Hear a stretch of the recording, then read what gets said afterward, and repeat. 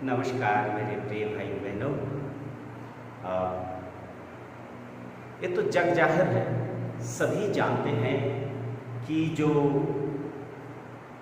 मनुष्य का जो शरीर है वो बहुत ही कॉम्प्लिकेटेड है।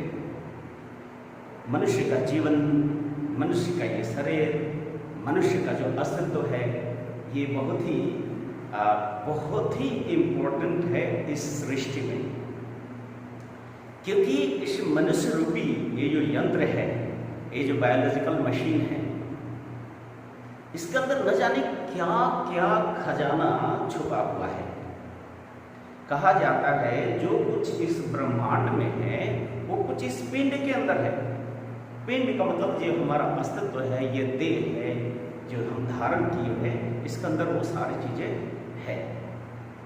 तो अब तक कि जो भी स्पिरिचुअल फिलॉसफी है, दर्शन है, इस चीज को स्वीकृति दिए हैं कि जो धर्म हो या विज्ञान हो, मनुष्य के इस अस्तित्व को कोई भी अस्वीकार नहीं कर सकते हैं। अस्तित्व या एग्जिस्टेंस, एग्जिस्टेंस का मतलब क्या होता है भाई? एग्जिस्टेंस का मतलब होता है कि जो हम देख रहे हैं अपने इंद्रियों के माध्यम से, हम जिसे ग्रहण कर पा रहे हैं, हम नाक से जिसे सूंघ सकते हैं, कान से जिसको सुन सकते हैं, नाक से सूंघ सकते हैं, जीभ से जिसका स्वाद ले सकते हैं, स्किन के माध्यम से जिसका स्पर्श को हम अनुभव कर सकते हैं, आंखों से जिसे हम देख सकते हैं, इस चीज को अस्तित्व बोलते हैं। किंतु ये तो सत्य है कि जो कुछ दिख रहा है, सुन रहे हैं, सूंघ रहे हैं, यही समूचा सत्य नहीं है, मतलब 100% ट्रूथ नहीं है। क्योंकि इस दुनिया में ऐसे भी चीजें हैं जो हम नहीं देखे हैं, नहीं सुन सकते हैं, किंतु उसको अनुभव करते हैं। जैसे ये जो हमारा फिजिकल बॉडी है, बायोलॉजिकल मशीन है, इसके अंदर में एक मन भी है जिसका ह्यूमन माइंड बोलते हैं, ह्यूमन साइक है, मनुष्य का मन है, अस्तित्व है। तो अब ये है कि ये मन है क्या चीज और मन का फंक्शंस क्या है, मन के अंदर कौन सा खजाना छुपा हुआ है जिस खजाने के माध्यम से दुनिया कहाँ से कहाँ पहुँच रही है। आज जो हम वर्तमान युग में हैं, अपने आप को मॉडर्न युग के कहते हैं, ये कौन सा किस चीज का खेल है? क्या ये इस शरीर से हो रहा है या मनुष्य के मन से हो रहा है, मनुष्य की बुद्धि से हो रहा है, मनुष्य के इंटेलिजेंस से हो रहा है, मनुष्य के इंटेलेक्चुअल पावर से हो रहा है, मनुष्य का reception power, configuration power, perception का पावर, और beyond the perception and reception और एक सत्ता है, उसके द्वारा हो रहा है। यही मेरा आज का जो विषय है कि ये जो मनुष्य का शरीर है, मनुष्य का जो अस्तित्व है, वो फिजिकल है, मेंटल है एंड स्पिरिचुअल है, अर्थात त्रिस्तरीय है। जिस शरीर को आप देख रहे हैं एक ढांचा है, और इस ढांचा के बारे में ही बोला गया है कि ये जो मनुष्य का जो तन है बहुत दुर्लभ है और बहुत कष्ट से मिला है। एवोल्यूशन की थ्योरी में भी देखेंगे डार्विन के कि मनुष्य का शरीर बहुत सारे एनिमल्स के जीवन को क्रॉस करते हुए यहाँ पहुँचे हैं। और हमारे जो भारतीय जो दर्शन है उसमें भी यही कहा गया कि मनुष्य का जो एवोल्यूशन है वो कई हजारों एनिमल्स के लाइफ को क्रॉस करते हुए आया है, और उसके बाद ये मनुष्य बना है। मनुष्य रूपी ये जो यंत्र है जिसे आप देख रहे हैं ये बने हैं। अब ये जो मनुष्य का यंत्र है ये मनुष्य है, लेकिन यहाँ पर दानवी प्रवृत्तियां भी हैं, राक्षसी प्रवृत्तियां भी हैं, तो अब और फिर दैवीय प्रकृति के भी हैं, ईश्वर कोटि के भी हैं। तो ये कैसे होता है, इसका खेल क्या है, इसका भाई जो फंडा जिसको बोलते हैं क्या चीज, इसके अंदर है क्या चीज। तो आज आपको हम बता रहे हैं कि मनुष्य का शरीर 3 है। ये भौतिक शरीर है, मन है और आत्मा है।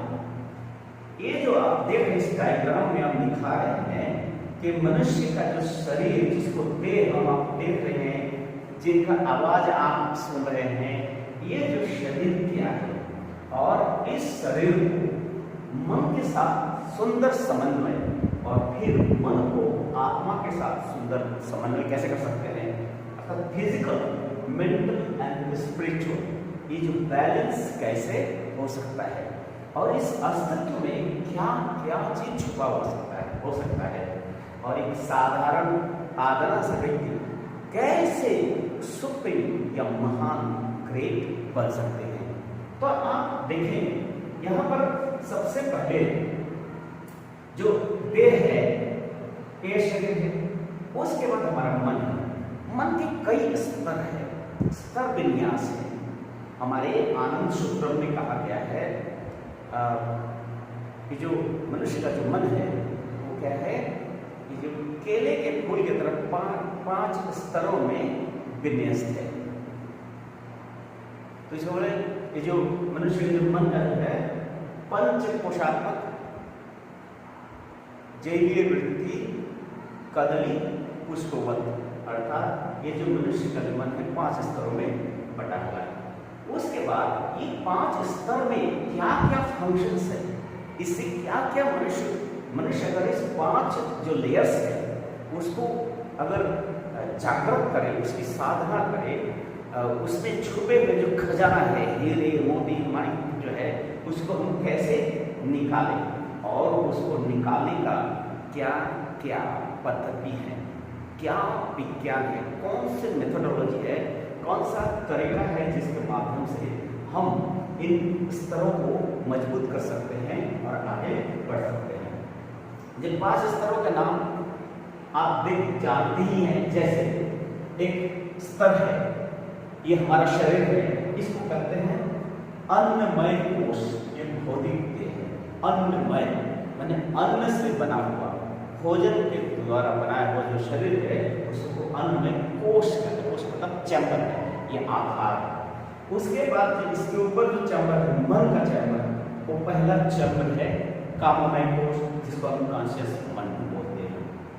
दूसरा है सबकॉन्शियस मन, इसको मनोमय कोश बोलते हैं। सुप्रामेंटल, इसको अतिमानस कोश बोलते हैं। विज्ञानमय कोश, इसको सबली माइनियल कोश बोलते हैं। और हिरण्मय, जिसको कॉजल या अनकॉन्शियस लेयर भी बोलते हैं। ये लेयर्स के अलग अलग नाम हैं। और फिर देखते हैं इन लेयर्स में क्या क्या खजाना छुपा हुआ है। जैसे सबसे पहले आप इस मन के जो पहला चैम्बर है, ये सेंस है, डिजायर है, रिएक्शन है। फिर दूसरे लेयर में है दार्शनिक मतवाद, सुख दुख का अनुभव, स्वप्न, स्मरण, मनन, फिर डे टू डे लाइफ के समस्याओं का समाधान। फिर जो तीसरा है वो लेयर है जिसको हम कहते हैं अति मानस। इसमें क्रिएटिव इंसाइट अर्थात क्रिएटिविटी होती है, जैसे साइंस का डिस्कवरी, इन्वेंशंस, नए नए तथ्यों सिद्धांतों का जो जन्म विज्ञान का होता है, ये इस लेयर में होता है। इसको हम कहते हैं सुप्रामेंटल या अतिमानस लेयर। उसके बाद में जो स्तर है वो है चौथा स्तर, जिसको विज्ञानमय लेयर कहते हैं, उसको सबलिमिनल लेयर कहते हैं। इस लेयर में क्या क्या खजाना छुपा हुआ है ये देखिए। ओमनिशियंसी, इसका मतलब मनुष्य भूत, भविष्य और वर्तमान, ये तीनों को इस स्तर में जान सकता है।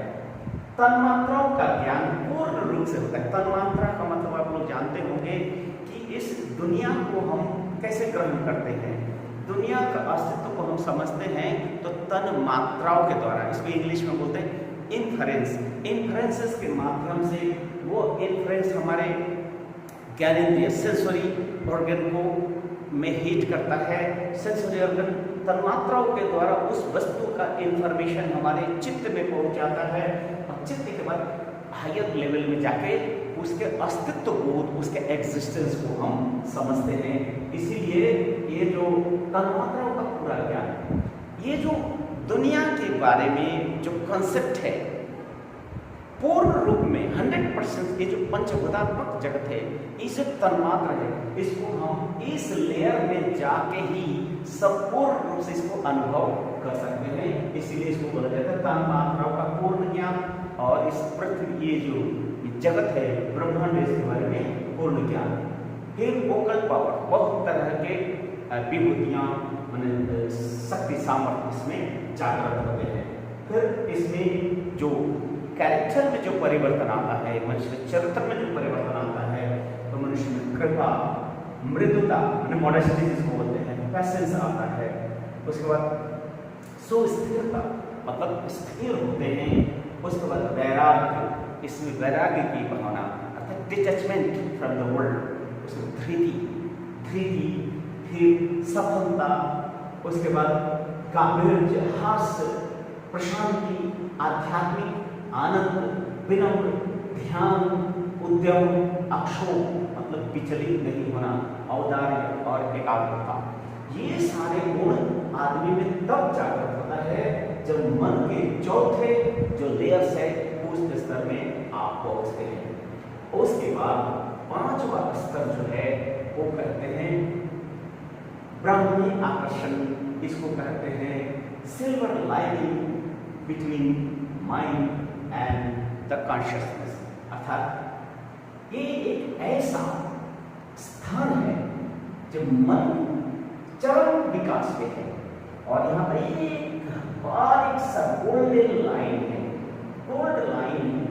यहाँ पर इस स्तर में पहुंचने के बाद मनुष्य समझ जाता है कि मेरा जो अस्तित्व है, असली जो स्वरूप है ये नहीं है। मेरा जो स्वरूप है वो ब्रह्म स्वरूप है। मेरा जो असली स्रोत है वो परम चैतन्य है, और उस परम चैतन्य के प्रति तीव्र आकर्षण, परम आकर्षण, ब्राह्मी आकर्षण होता है। उस आकर्षण में ये जो लाइन है, ये लाइन खत्म हो जाती है, और आखिर में मनुष्य इस स्तर में सत्य लोक ब्रह्म लोक में इंसान प्रवेश करते हैं। ये है मन का खेल। लेकिन आखिर में ये सारे तो है हमारे अंदर ही है। अब इस अंदर में छुपे हुए इतने ज्ञान भंडार, इतने समुदायों को हम अगर जागृत करें, जगाए तो कैसे जगाएं? तो इसके लिए जो मेथोडोलॉजी है उस मेथोडोलॉजी का नाम है योग, योग विज्ञान। योग विज्ञान, इसको स्पिरिचुअल कल्ट बोलते हैं, इंट्यूशनल साइंस बोलते हैं। अर्थात इस साइंस के माध्यम से हम सृष्टि के जो परम रहस्य जो है, जीवन के जो परम रहस्य है, परम और चरम रहस्य जो है, उसको हम अनवेल कर सकते हैं, उनको हम डिस्क्लोज कर सकते हैं, उसको एक्सप्लोर कर सकते हैं। इसके लिए जो पद्धति है वो है आपको योग साधना। अब योग के जानते ही हैं, सब लोग जानते हैं, पतंजलि योग दर्शन में अष्टांग योग बोला गया है। अर्थात योग के 8 जो है 8 फोल्ड से 8 अंग है। इस एक एक अंग को अर्थात एक एक चैप्टर को अगर जीवन में हम अनुपालन करते हैं, अर्थात प्रैक्टिस करते हैं, उसके एडप्ट करते हैं, तो हम इन एक धीरे धीरे हमारे अंदर ग्रेजुअल ट्रांसफॉर्मेशन आएगा। ग्रेजुअल हमारे अंदर हमारे एटीट्यूड, हमारे बिहेवियर, हमारे सोच, हमारा power of concentration, focus, higher thinking, ये सारे कैसे होंगे? धीरे धीरे ग्रेजुअल ट्रांसफॉर्मेशन होता है। क्रूड से आदमी सटल की ओर जाता है, सटल से इंसान कॉजल की ओर जाता है। कॉजल का मतलब है source, origin of this universe, origin सृष्टि का जो रहस्य है वो संभव है। तो अब आए एक एक करके शॉर्ट में आपको बताएं कि जो पहला जो लेयर है इसका क्या इंपॉर्टेंस है। पहला लेयर क्या है? अन्नमय कोश, ये बने हमारा शरीर। इस शरीर का क्या महत्व है? याद रखिएगा, ये शरीर में ही छुपा हुआ है संपूर्ण विश्व ब्रह्मांड का रहस्य छुपा हुआ है। इसलिए इस शरीर पर बहुत ही ध्यान देना पड़ेगा, बहुत ही बारीकी से ध्यान देना पड़ेगा। कहा जाता है शरीरम मन मंदिरम, ये जो शरीर है ये मन का मंदिर है। और जिस तरह से बाहर में लोग पूजा ध्यान पूजा करने के लिए जाते हैं तो कहाँ जाते हैं? मंदिरों में जाते हैं। और देखेंगे मंदिर को एक बार नहीं, दिन में कई बार धोया जाता है, उसको पोंछा जाता है, उसको साफ किया जाता है, साफ सुथरा सुगंधित इत्र डालते हैं, ऐसे परिवेश बनाते हैं जहाँ पर जाके मनुष्य को मन को शांति मिलती हो, मन को शांति मिलती हो। लेकिन ये जो शरीर रूपी यंत्र है, ये शरीर रूपी जो मंदिर है, इस मंदिर को आप कैसे साफ सफाई करेंगे? तो जनरली लोगों के मन में ये कंसेप्ट होता है कि बस अच्छे साबुन से नहा लिए तो शरीर साफ हो गया, शुद्ध जल से नहा लिए तो साफ हो गया। इनफैक्ट इसको सफाई नहीं बोलते हैं, ये सफाई का एक अंग है। ये बाहरी शरीर का हम सफाई करते हैं नहा के, किंतु हमारे शरीर के एक अंदरूनी पार्ट भी है, इंटरनल पार्ट भी है, एक एक्सटर्नल पार्ट, एक है इंटरनल पार्ट। अब इंटरनल पार्ट के शुद्धिकरण, इंटरनल पार्ट को साफ सुथरा हम कैसे रखेंगे? तो इंटरनल पार्ट को मजबूती और साफ सुथरा रखने के लिए दो ही प्रक्रिया है योग में। पहला है कि आप आहार किस तरह का ग्रहण कर रहे हैं। तो आहार अगर ग्रहण करना तो किस तरह का? तो लोग बोलते हैं भोजन करना है। तो भोजन किस तरह का करना है? तो लोग बोलते बैलेंस डाइट करते हैं या परिमित आहार। बैलेंस डाइट और परिमित आहार। तो परिमित आहार का मतलब क्या होता है? जैसे भगवान पार्वती माता पार्वती भगवान शिव से पूछे थे कि जीवन में सफलता का क्या क्या बिंदु है, क्या कुंजी है, मतलब what is the key of success. तो उस समय भगवान शिव बोलते हैं हलिष्यति इति विश्वासः सिद्धिर प्रथम लक्षण, द्वितीय श्रद्धायुक्तम, तृतीय गुरु पूजनम, चतुर्थो समता भाव, पंचम इंद्रिय निग्रह, पंचम इंद्रिय, षष्ठम च परिमित आहार, छठा नंबर है परिमित आहार मतलब बैलेंस डाइट, और सप्तम नैव विद्यते, अर्थात ये 6 अगर हो जाए तो 7वां की जरूरत नहीं है। तो ये जो छठा जो अंग है इसके बारे में हम डिस्कस नहीं कर रहे हैं, आपको छठा 6th के बारे में डिस्कस कर रहे हैं। ओके, 6 नंबर में क्या है? परिमित आहार, the balance diet. Balance diet का मतलब संतुलित आहार और सात्विक आहार। सात्विक आहार वो ऐसा भोजन है जिस भोजन को करने से आप शरीर स्वस्थ रहेगा और उसका प्रभाव जो है, इफेक्ट जो है आपकी बुद्धि पर, आपके मेधा, आपके स्मृति, आपके धैर्य, आपका कंसंट्रेशन, आपके एटीट्यूड, आपका इंटेंशन, आपकी थिंकिंग कैपेसिटी पे इफेक्ट करता है। इसीलिए ऐसा भोजन जो शरीर को स्वस्थ रखे, मजबूत रखे और साथ साथ मानसिक उन्नति में आपको लाभ हो। उसके बाद आध्यात्मिक साधना में भी उपयोगी हो।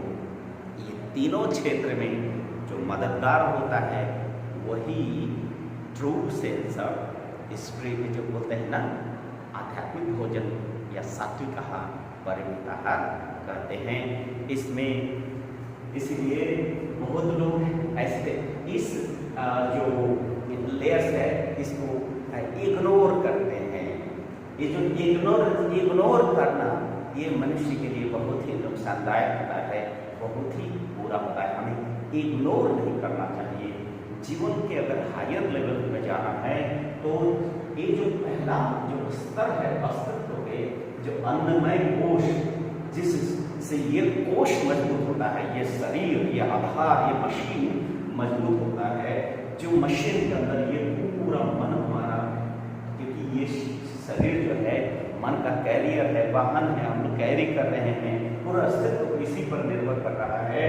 इसीलिए हमें परिमित आहार अर्थात सात्विक आहार ग्रहण करना है। सात्विक आहार में मांस, मच्छी, अंडा प्याज लहसुन ये सब नहीं आता है। सात्विक आहार में आता है साग सब्जी फल दूध दही बीन्स दाल ये सब आते हैं।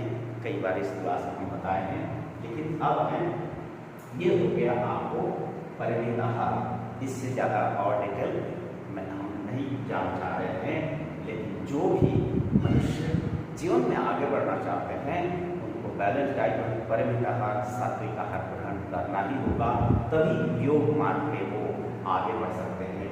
तामसिक आहार ग्रहण करके योग क्षेत्र में योग मार्ग में आध्यात्मिक मार्ग में और इन्वेंशन डिस्कवरी में वो आगे बढ़ नहीं सकते हैं, क्योंकि शरीर अगर स्वस्थ और सुंदर और शांत हुआ तो मन भी स्वस्थ सुंदर होगा। इसलिए सबसे पहला लेयर है इसको अन्नमय कोश को ठीक करने के लिए योग का है, ये है आसन अर्थात नियमित व्यायाम बहुत ही जरूरी है, बहुत ही जरूरी है। और आसन अगर नियमित करें तो मनुष्य की ग्रंथियाँ ग्रंथि रस शरीर का मेटाबॉलिज्म ये सारे कंट्रोल रहते हैं और नियमित आसन के माध्यम से इंसान दीर्घजीवी हो सकते हैं, लॉन्ग लाइफ अटेंड कर सकते हैं, स्वस्थ सुंदर सुडौल शरीर को प्राप्त कर सकता है। इसलिए नियमित योग मतलब फिजिकल एक्सरसाइज, जिसमें फिजिकल व्यायाम, इसको योग आसन बोलते हैं। ठीक है, यहाँ इतना ही। उसके बाद उसके जो मन का काममय है, काममय लेयर मतलब फर्स्ट लेयर ऑफ माइंड, उसको उसमें होता क्या है?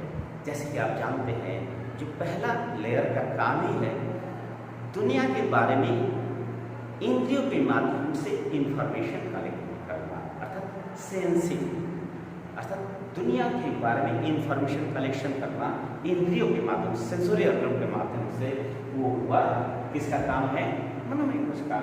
उसका और क्या है? उसका जो डिजायर है, सेंस के बाद ही मनुष्य में इच्छा जागृत होती है, डिजायर होती है। ठीक है, और डिजायर जब जागृत होता है तभी वो कोई काम करने के लिए आगे बढ़ता है, अर्थात रिएक्शन में आता है, प्रतिक्रिया हो जाते हैं। इसीलिए पहला काम क्या है? Sense desire and reaction. यहां पर बहुत ही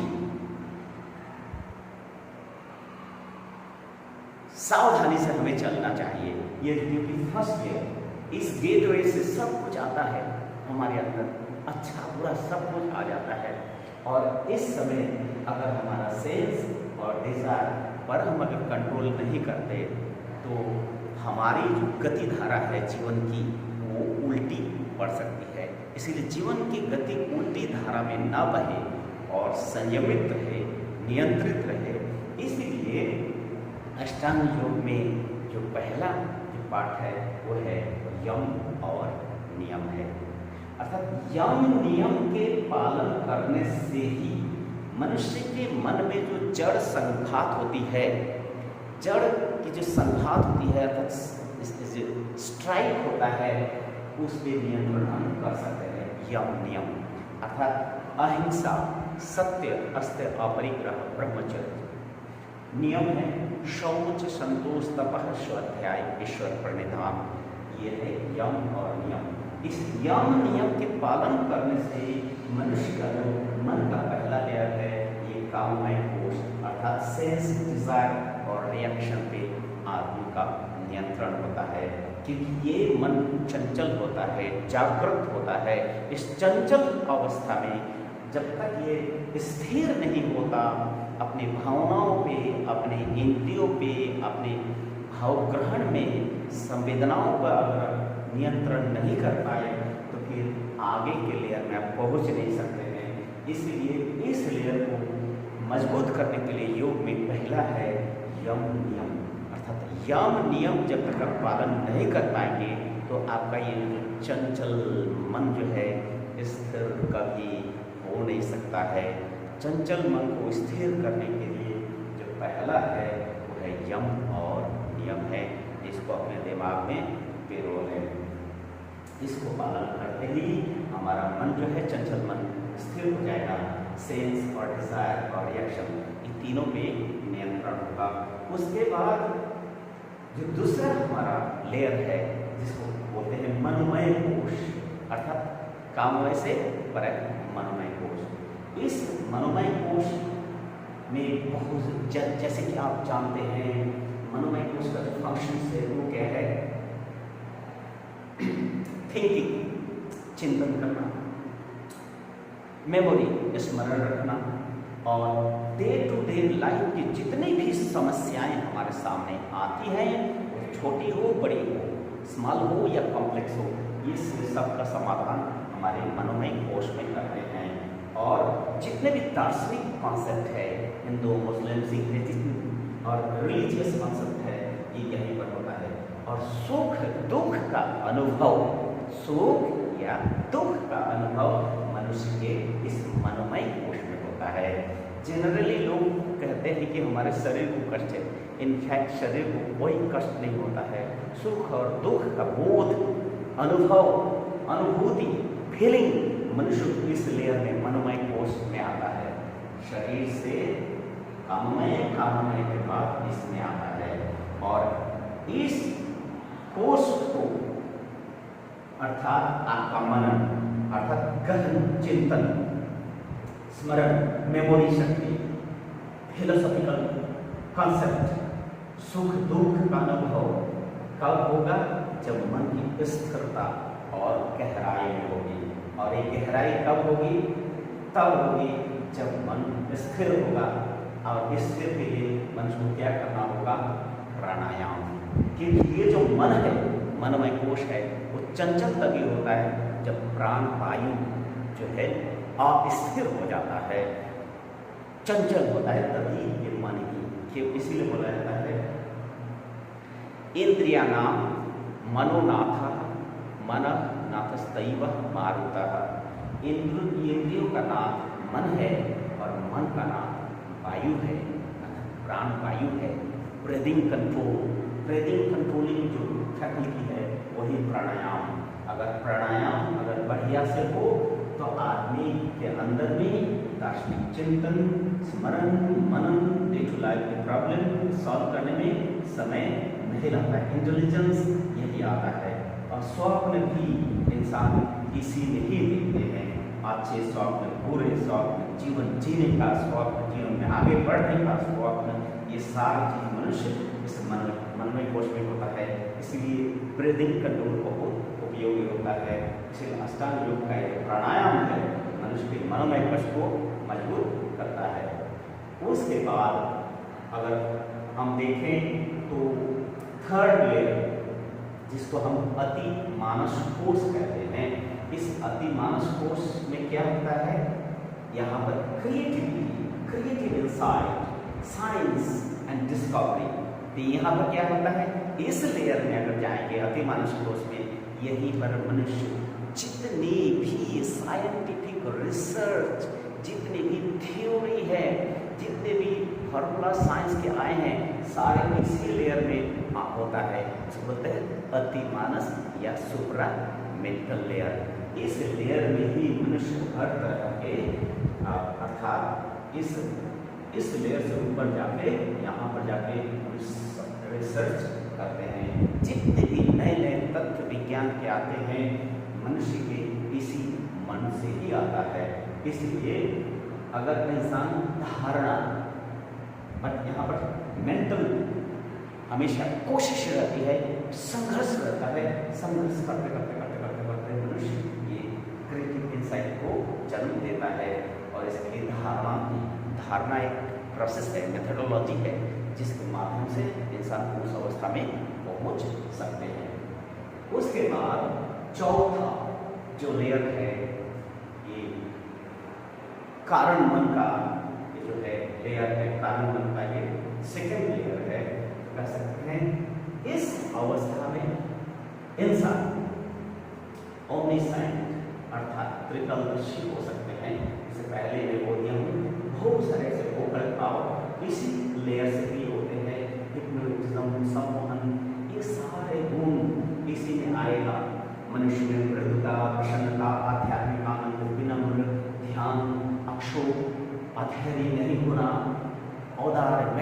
क्लैरिटी ऑफ माइंड, एकाग्रता, कंसंट्रेशन, उत्तम जोश काम करने की मैंने जो कहाँ आती है, यही व्याप्ति है, अर्थात त्रिकालदर्शी की भावना भी यही होगा। और सब कैसे पॉसिबल होगा? ये तभी होगा ध्यान के माध्यम से। आदमी जब कंटिन्यूस ध्यान करेंगे, ध्यान क्रिएशन से, ध्यान क्या है? जैसे आप देखते होंगे तेल, एक तेल के बोतल को एक छोटा सा छेद कर, कंटिन्यूस तेल का धार अनवरत वो प्रवाह हो रहा है, गिर रहा है। उस धारा में कहीं ब्रेक नहीं है, कंटिन्यूस वो धारा बह रहा है। तो ध्यान भी ऐसा ही होता है कि मनुष्य का जो फोकस है वो सिर्फ और सिर्फ अपने लक्ष्य की तरफ है, और उनके लक्ष्य और उसके मन के बीच में कोई दूसरा एंटिटी नहीं आए, कोई डिस्टर्ब। ये जो प्रवाह है, ये जो फ्लो है, मन का फ्लो, ये कभी ना टूटे, कभी ना टूटने वाले जो मानसिक प्रवाह जब अपने लक्ष्य की ओर बढ़ता है, वही होता है ध्यान की प्रक्रिया।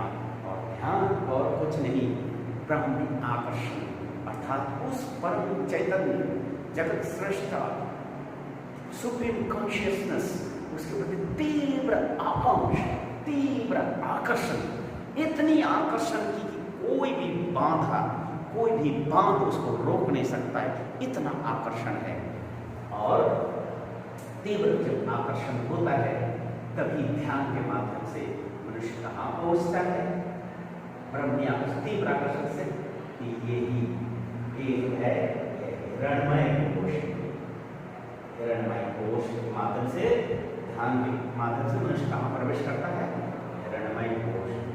और यहाँ पर आदमी, इंसान आके ये महसूस करता है कि मेरा अस्तित्व जो है, ब्राह्मणी अस्तित्व है, मेरा अस्तित्व है, आत्मस्वरूप है, मेरा अपना सिर्फ मैंपन खत्म हो जाता है और सिर्फ और बचता है प्योर विशुद्ध चैतन्य, प्योर कॉन्शियसनेस, आनंद का स्रोत। तब इंसान, ये जो सिल्वर लाइन है, गोल्डन लाइन है, ये गोल्डन लाइन टूट जाती है, और टूटने के बाद ये जो संपूर्ण जो ह्यूमन एक्सिस्टेंस है, ये जो ह्यूमन एक्सिस्टेंस का मन, ये संपूर्ण मन जो है इसमें मर्ज कर जाता है। कहाँ? ये सत्यलोक है, यही ब्राह्मी लोक है, यही आत्मा का स्वरूप, यही परमात्मा है, अर्थात यही पर मिलन होता है। संयोग योग विद्युते जीवात्मा परमात्मा, जीवात्मा और परमात्मा का मिलन यही होता है, इसको कहा जाता है समाधि। इस तरह से अष्टांग योग के अभ्यास से इंसान अपने व्यक्तित्व का परिवर्तन कर सकता है, ट्रांसफॉर्मेशन कर सकता है, और व्यक्ति परिवर्तन से समाज में ट्रांसफॉर्मेशन आता है, और सामाजिक ट्रांसफॉर्मेशन यूनिवर्स में एक पॉजिटिव ट्रांसफॉर्मेशन आते हैं। इसलिए योग कोई खेल नहीं, ना कोई रिलीजन है, योग एक विज्ञान है, आध्यात्मिक विज्ञान है। इसके माध्यम से हर तबके के इंसान, छोटे बड़े, ऊंच नीच, ये सब भेदभाव कुछ नहीं रह जाता है, सिर्फ एक ही लक्ष्य रह जाता है, वह है परमात्मा की प्राप्ति, दूसरा और कुछ नहीं। धन्यवाद, नमस्कार।